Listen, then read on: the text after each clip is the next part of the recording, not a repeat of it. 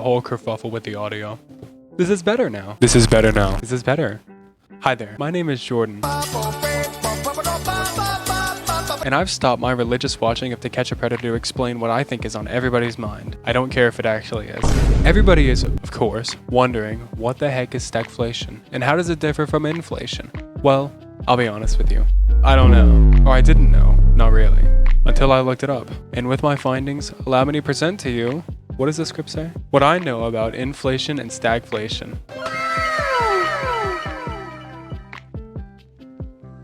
Now let's get started. I'm 90% sure that I could explain to you what I think stagflation and inflation are, but I have ADHD, so I'd probably go to the moon and back with stories, and you don't have enough coffee to sit through it all. So I did some high school student-esque research. I just clicked the first link I found. I've learned that inflation's denotation is as follows. I'm reading the script.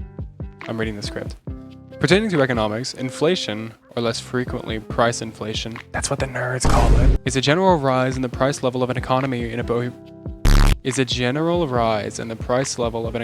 over a period of time. In layman's terms, as we grow and produce more money, the value of that money changes. Now, sticking with economics, stagflation is basically a situation where the inflation rate is high, that's one, making economic growth rates slow, and keeping unemployment steadily high. Rising, upwards. Trivago. It presents a dilemma for economic policy, since actions intended to lower inflation may exacerbate unemployment. So right off the bat, you can kind of see where inflation and stagflation bifurcate. That's a funny little 50-cent word I learned, which means split in half. Let's go over some differences that aren't so obvious. First off, the common measurement of inflation is the inflation rate, which is basically an annualized percentage change in a general price index, usually the consumer price index, blah, blah, blah. In conjunction, and this is a cool little tidbit, the level of stagflation is actually measured in the US by what's known as the discomfort index, and that is not graded by how much time you spend with the neighbor's kid. Why is that in this It's actually just a combination of the unemployment rate and the inflation rate measured by a price deflator. You know what that is. Another important thing to note is that some people don't know this, but stagflation is actually caused by inflation. There are a couple of conclusions flying around, but the general consensus is that stagflation occurs when money supply is expanding while supply is constrained. For example, if a government prints currency which would increase the money supply, that increases the money supply, while raising taxes, which would slow economic growth, the end result would be stagflation. And finally, to answer all of your prayers and pleads, here is why you should care.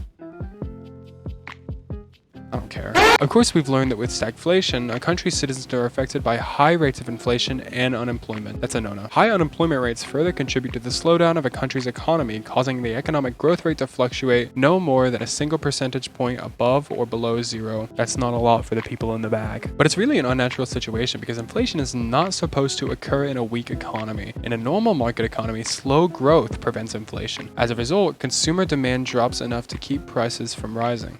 To make no bones about the topic, the relationship between inflation and stagflation is really quite an interesting one. Because stagflation isn't technically the polar opposite of inflation, that's deflation, nerds, it plays a tantamount role in our education about economics, that's the one, I'm American. But that may be true for our learning, it's all the more paramount in our actual economy. Hopefully that clears up the topic a little more. I would love to stay and chat about the economy. I wouldn't get out of my house. I have to go watch JoJo's Bizarre Adventure and pretend like I'm contributing to my future. Have a great day.